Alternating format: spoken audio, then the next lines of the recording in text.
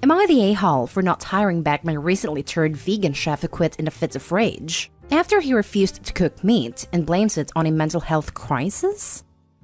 My wife and I own a restaurant, and our specialty is our variety of locally sourced meats. Recently, our head chef has come out as vegan. We were very supportive of him, and even started buying vegan foods for him to eat at work. Last week, he informed us that he couldn't work with meat anymore because it conflicted with his values. Although this was an inconvenience because he was the head chef, we were understanding and decided that we would assign other chefs to work with the meat. Then last Sunday, he told us he no longer would be ordering meat from our suppliers, didn't want to see or smell meat around him, refused to work on preparing the menu for the fall, and other duties that are directly related to his title as head chef, and that he just didn't feel comfortable working in an establishment where meat was served. When asked what solution he proposed, he said we had to stop serving meat. We told him that wasn't going to happen. We had already tried to accommodate him, but this was unreasonable. He then gave us an ultimatum. We either become a vegan restaurant or he quits. I told him he was getting worked up and suggested he sleeps on it before he says or does something in the heat of the moment and regrets it later. He said he didn't have anything to think about and quit on the spot because we are a couple of murderers who profit off the torture and suffering of animals, and he was disgusted at us and we're a pair of C-words, etc. He said a bunch of nasty things, and even as he was walking out the door, he kept yelling, in front of the customers, about how we and everybody who works here have no morals or empathy, and all we care about is money, and he wished we were cooked alive. Then yesterday, my phone starts ringing, and it was him wanting to apologize for his behavior and ask for his job back. I told him not gonna happen. He had disrespected and insulted my wife and me in front of our team, disrespected and insulted our entire staff, and caused a scene in front of the customers. Absolutely unacceptable behavior. Sorry, but no, you can't have your job back. He said he was having a mental health crisis, that's why he acted out. I'm sorry, but that's not a get-out-of-jail-free card. You just don't drop that sentence and expect me to act as if nothing happened. Actions have consequences. To throw that sentence there as if those were the magic words that made all problems go away. After talking about the situation with some friends and family, a lot of them are telling me I'm an a-hole because if the man has a mental health issue that caused him to act out, then I must hire him back and get him help. Am I the a-hole? Now for the top comments. You attempted to give this person every single accommodation you could think of. You told them to take a breath and sleep on his decision before doing anything drastic.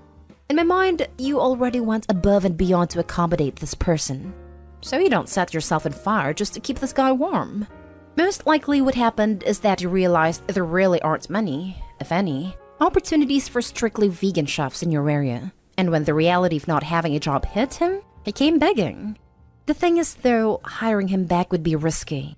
What if he decides to purposely destroy a shipment of expensive meats? What if he stops putting meat in certain dishes resulting in you having to compromise meals? What if he decides to tell your staff and your customers that he wishes you would all be cooked alive again? Quitting for moral reasons is one thing.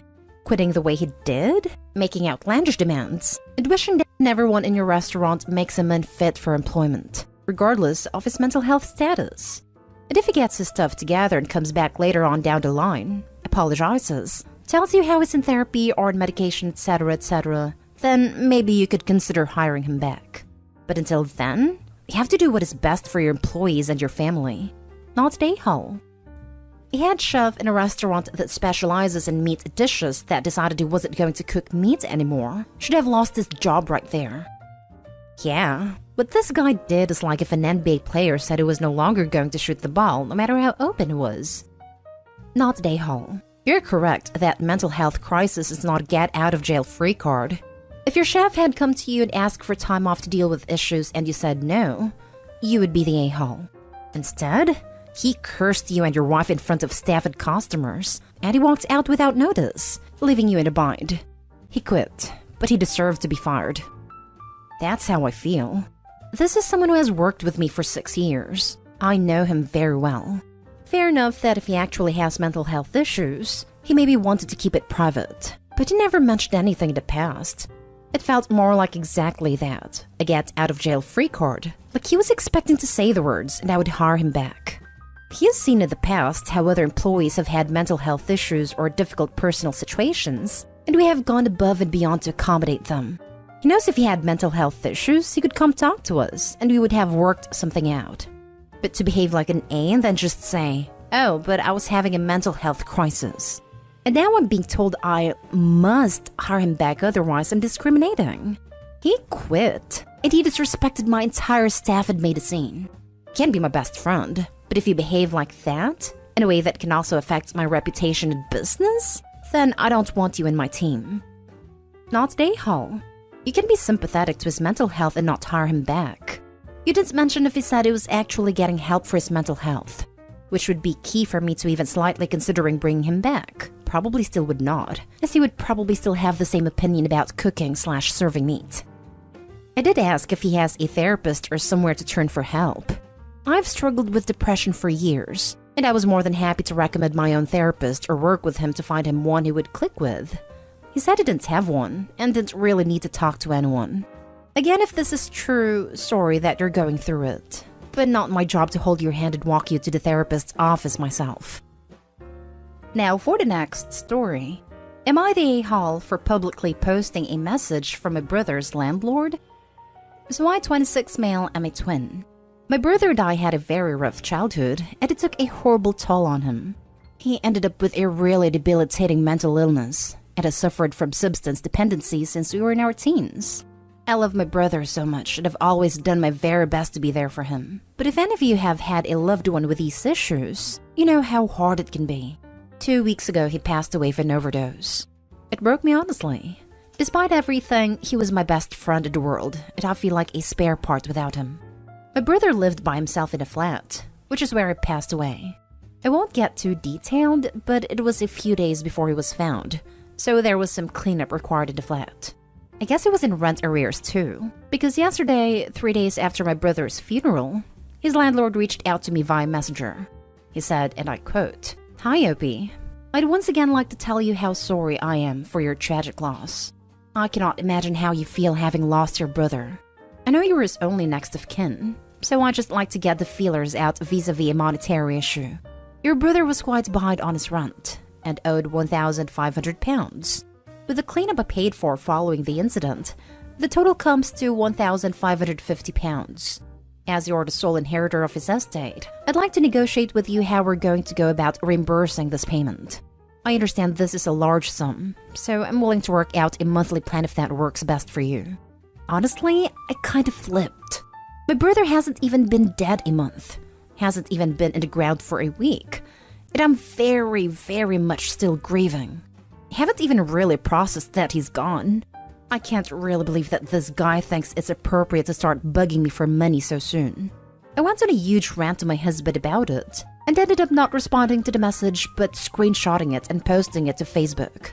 Several of my friends agreed that this guy was totally over the line, but he messaged me later absolutely furious that I was trying to ruin his livelihood and lambasting him for doing his job. We ended up having a bit of an argument where nothing really got resolved. Was I out of line here? Was I justified? Edit. Something I've realized was unclear. The cleanup landlord paid for was not the biohazard cleanup. My husband and I paid for that. However, the landlord paid for an ordinary domestic cleaning service to come in afterwards, and after my brother's stuff was collected. This is the cleaning cost he referred to. Something coming up a lot, so I'll put it here. This dude owns at least 5 properties currently, and has been a landlord for at least 25 years, per his own website and social media. I highly doubt my brother's the first tenant death he has ever dealt with. Not Dayhall. It always baffled me how people think the next of kin is somehow responsible for the deaths of the dead.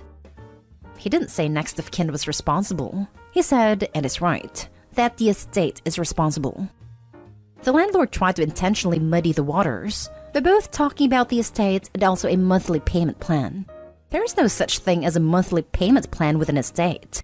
Either the estate has the money or it doesn't.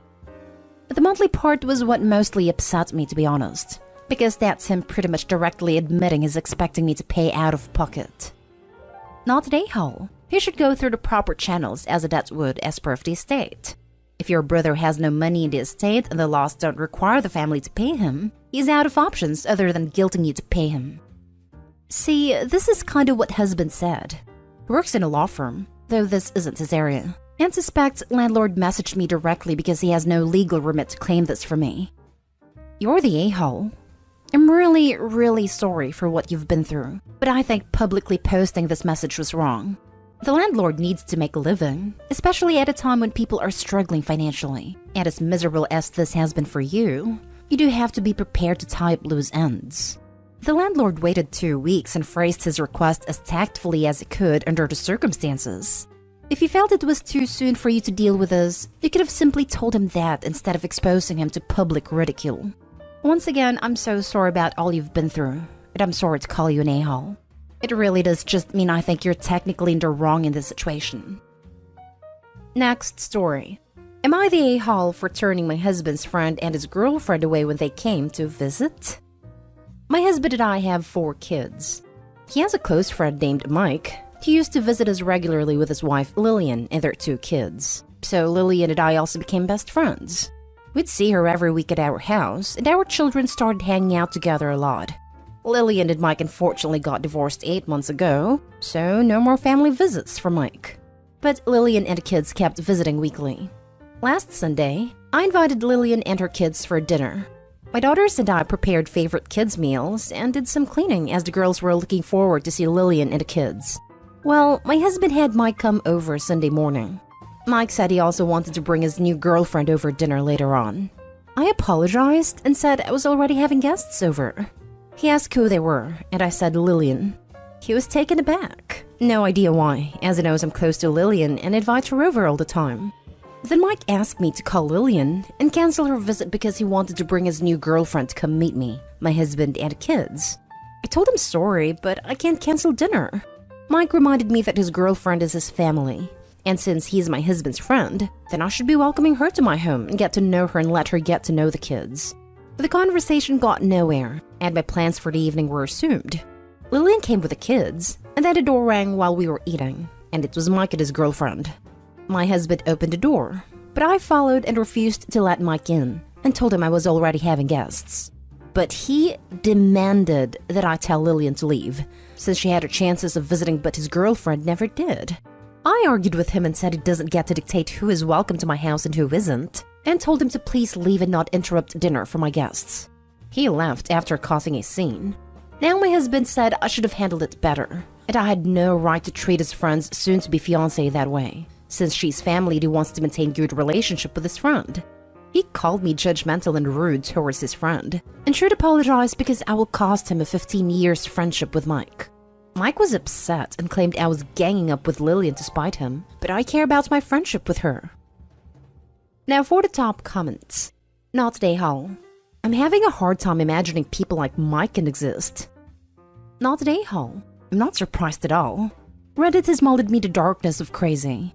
OP he only pushed so hard because he wanted to spite the ex for his new. I think Mike is gonna get dumped.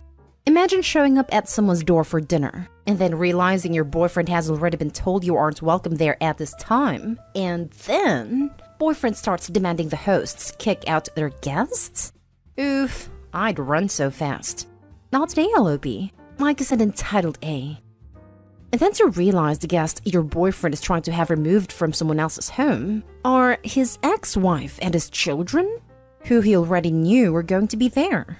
I'm just imagining the poor girlfriend standing there all dressed up, maybe even with a bottle of wine or a casserole dish in her hands, wondering what in the living hell is going on, and then putting 2 and 2 together. I'd be mortified. I hope she dumped his butt. Well, now we all know why Lillian left him. The sheer entitlement of that a-hole is astounding. It's your home, and he doesn't get to tell you who you can or can't invite into it. Nonetheless trying to demand who can or can't be friends with. Holy crap. Not an a-hole. Edit. Just got to the last paragraph and I am now super pissed at your husband too. His friend acted like a total jerk, and he expected you to apologize? Let's stamp his forehead with a-hole while we're at it. He should be supporting the prior plans and offering another night for dinner with Mike. You guys can be totally excited to meet his new girl on a night where you didn't have prior plans. If this has been a dance recital or another activity not involving Lillian, I doubt this would have even been an issue. I would bet $100 that Opie's husband told Mike his ex was coming over that night. Then Mike decided that it would be a good idea to flex the fact that he has a new girlfriend in front of his ex. He also wanted to prove that Opie and husband value him over his ex. Now for the last story. Am I the a-hole for firing a person who was just trying to make a living? I, 30 male, a general manager at a big box retailer, think Walmart, Target, Best Buy, and have been for about a year, though I've worked here total 5 years. I've had this employee who has been great. I'll call her Sam. Hard worker, been with the store for 3 years. But recently she's joined some sort of MLM. Don't remember the exact one. Something like Tirado? I don't know, some essential oils company. Anyways, I've been getting complaints from customers and other employees, saying that she's been pushing her oils while helping and talking to them. I had to talk with her about it. She apologized and said she wouldn't do it again. That was about a month and 3 weeks ago. The complaints haven't stopped, so I talked with the store manager, Big Boss, and last week we let her go. Well, since then, other employees have complained to me that it wasn't right, that she was just trying to make a living. While I understand that, it's strictly against our policy to run a side business while you're working, and to my knowledge, it's the way with most stores. Plus, we sell essential oils too, so by doing this, she's directly interfering with our business. So, am I the a-hole? Not the a-hole. She was going under your nose and running a business in your business. Also, I believe the company you're thinking of is doTERRA, one of the most predatory companies, second only to Young Living.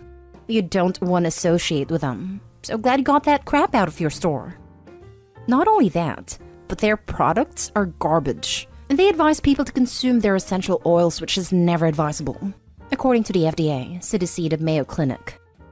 Not the a-hole. Her selling her products would hurt your store if it bothers the customers. She was very unprofessional. I doubt she cared about being professional, and likely was just using the job as a way to increase the number of potential customers she was exposed to. She was hurting everyone else who worked there, and was given ample warning. A lot of places would have fired her on the spot at first offense. Definitely not. It's store policy. You wouldn't allow solicitors into the store to do it. And that's exactly what she was doing.